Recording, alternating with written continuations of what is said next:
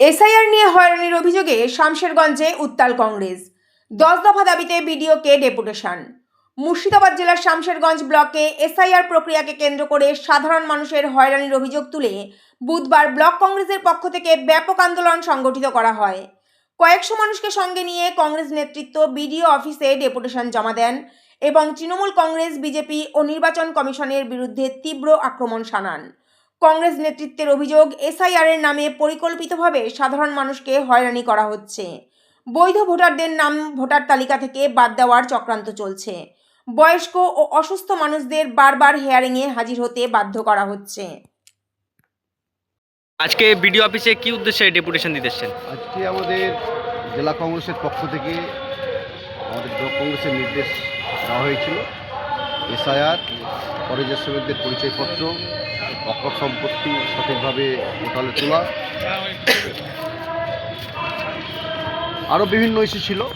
সেইগুলো নিয়ে আমরা বিডিও সাহেবের কাছে গেছিলাম। খুব সুন্দর আলোচনা হয়েছে এবং উনি আমাদের দাবিগুলো সমস্তটাই ঊর্ধ্বতন কর্তৃপক্ষের কাছে পাঠিয়ে দেবেন, এই উদ্দেশ্যটি আমাদের দিয়েছে। এই যে বিডিও অফিসে এলেন, তারপরে এসআইআর নিয়ে মানুষের যে চরম হয়রানি, দুশ্চিন্তায়, এমনকি মানুষের মুখ থেকে যেন হাসিটাও হারিয়ে গেছে, কি বলবেন? এর জন্যে কেন্দ্রীয় সরকার যেমন দায়ী, অনুরূপভাবে রাজ্য সরকারও দায়ী। কারণ আমরা জানি যে এই এসআইআর তামিলনাড়ু এবং কেরালায় হচ্ছিল। সেখানকার সরকার মানুষের অসুবিধার কথা বিবেচনা করে তারা বিধানসভায় বিল পাস করে সেটা আটকে দিয়েছে যে না, এইভাবে করা যাবে না। যে সমস্ত ডকুমেন্টস যেমন আধার কার্ড, ভোটার কার্ড যাদের আছে তাদের পরীক্ষা নিরীক্ষা করা স্থানীয়ভাবে উচিত ছিল। যেভাবে বিভিন্ন অনেক সময় অনেক রকম দাবি রাখছে, ভোটার কার্ড গ্রহণযোগ্য হচ্ছে না, আধার কার্ড হচ্ছে না, গ্রহণযোগ্যতা তার কাছে নেই, এগুলো সরকারি নথি, তাছাড়া রেশন কার্ড। তো কী দরকার তাহলে এগুলোর মানেটা কী? আমাদের দাবি হচ্ছে যে যে সমস্ত মানুষ হয়রানির শিকার হচ্ছে এটা বন্ধ করতে হবে। এগুলো সাধারণ মানুষ যারা খাটে শুয়ে আসছে, বৃদ্ধ মানুষ, 85-90 বছরের মানুষ আসতে হচ্ছে। এটা ভাবা যায়? এটা কল্পনা করারও খুব ব্যথা লাগছে, কল্পনা করতে খুব অসুবিধা হচ্ছে। এটা কেন যে সরকার করছে ঠিক বুঝে উঠতে পারছি না। আর আরেকটা কথা বলবো যে এই এসআইআরের মাধ্যমে বেশিরভাগ মানুষ, যারা সংখ্যালঘু মানুষ, যারা অশিক্ষিত মানুষ, তারাই বেশি সমস্যায় করছে। যে আজকে কংগ্রেসের পক্ষ থেকে বিডিও অফিসে আপনার ডেপুটেশন দিতে এলেন, কি কি বিষয়বস্তু ছিল? আমাদের সকলের প্রিয় সর্বভারতীয় নেতা অধীর চৌধুরীর নির্দেশ, মুর্শিদাবাদ জেলা কংগ্রেসের নির্দেশে গোটা জেলায় ডেপুটেশন হচ্ছে। তার আজকে শামশেরগঞ্জ ব্লক কংগ্রেসের নেতৃত্বে বিডিও অফিসে আমরা ডেপুটেশন দিচ্ছি। প্রথমত আমাদের দাবি, এসআইআর যে পরিকল্পিতভাবে রাজ্য এবং কেন্দ্র সরকার নির্বাচন কমিশনকে সামনে রেখে ইচ্ছাকৃত হয়রানি করছেন, আমরা সরাসরি এই অভিযোগ করলাম। বলে পরিকল্পিত কি? পরিকল্পিত এই যে যার কোনো রুলস অ্যান্ড রেগুলেশন প্রথম থেকে ঠিক নেই। এসআইআর, আগের এসআইআর আজকের এসআইআরের মধ্যে কোনো রকম মিল খুঁজে পাওয়া যাচ্ছে না। কখনো এক এক ধরনের এক একটা নির্দেশ, এক একটা অর্ডার করা হচ্ছে।